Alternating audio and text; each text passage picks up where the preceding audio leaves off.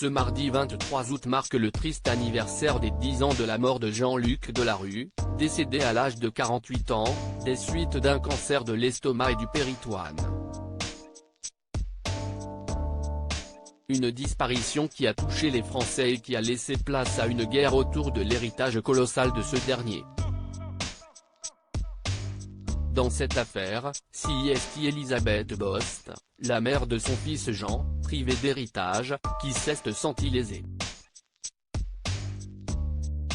Pire encore, l'ancienne compagne de Jean-Luc Delarue a eu bien du mal à digérer d'être exclue des obsèques et a rapporté le moment cruel lorsqu'elle a dû annoncer la terrible nouvelle à son fils. Lorsque le père de mon fils est mort, je me suis retrouvée désarmée, avait-elle confié à Téléstar. Que dire à Jean, après lui avoir dit que son père était mort, que son cœur s'était arrêté de battre, qu'il ne le reverrait plus. Et de continuer au sujet du moment où elle a dû lui annoncer. Dès que je l'ai su moi-même, avait-elle raconté. Il était impossible pour moi de différer. Il se préparait à aller le voir, je ne pouvais pas lui laisser croire que son père était vivant alors qu'il était mort. Et je me souviens que je l'ai regardé une fraction de seconde avant de lui dire les mots que j'avais préparés en me disant, je vais lui briser le cœur. Et pour une mère, c'est un sentiment terrible et un moment très cruel.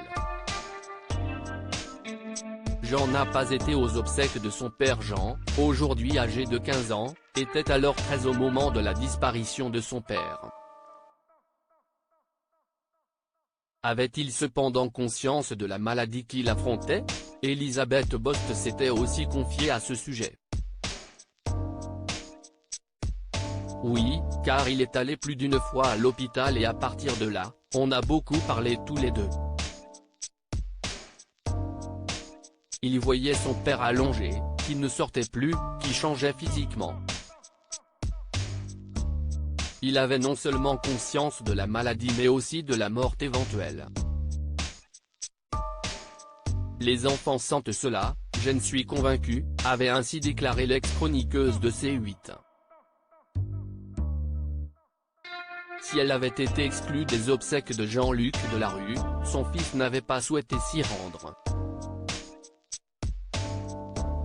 J'ai demandé conseil à une pédopsychiatre qui m'a dit, il faut arrêter avec l'injonction du cimetière. Si l'enfant n'a pas envie, il ne faut pas le forcer.